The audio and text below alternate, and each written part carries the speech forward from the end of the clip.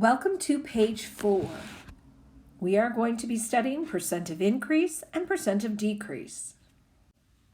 On this page, you know you will use the formula R times O equals D. And you're going to solve for, first, a decimal rate. Once you get your decimal rate, you're going to convert that decimal rate to a percent. And if needed, round to the nearest tenth of a percent. But you only round when it has been converted into a percent at the very end, then you can round. Remember, for each one of these, you're going to go through a two-step process. First, find the difference using the original and the new, and then, in step 2, use the formula to find the rate. Please put your notes in your notebook. When you're done with these 4 problems, you're going to check your work against the answer key that has been posted for this lesson. Remember, each time you set up, you will have a 2-step process.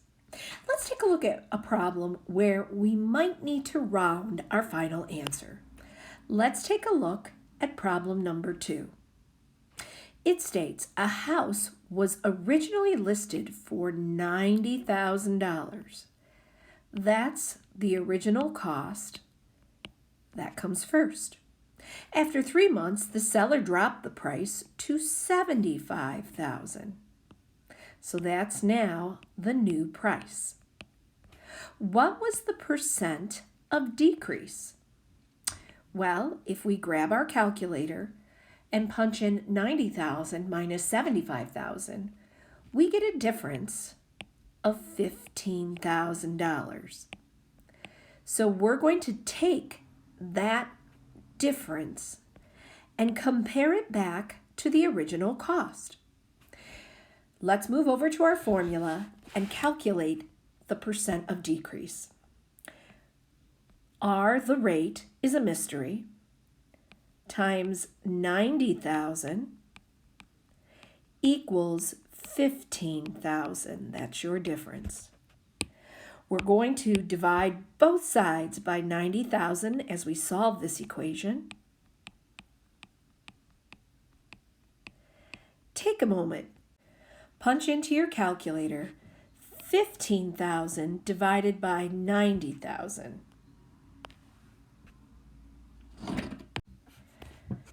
You should have gotten 0.1666 repeating. Now, as we multiply that by 100, it moves the decimal 2 places, and we get 16.666 repeating percent. But remember these directions up at the top? They state, Trey? They state that we need to round the final percent to the nearest tenths place. So, as we box this in to the tenths place, we look at that 6 outside the box, and it's going to push the 6 in the tenths place up to a 7.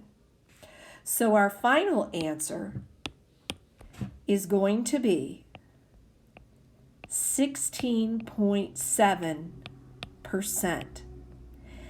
That is our rate rounded to the nearest tenth of a percent. Complete the rest of the problems on your own. Pause this video so you can see the worksheet and record your work in your spiral notebook. This concludes the video for page 4.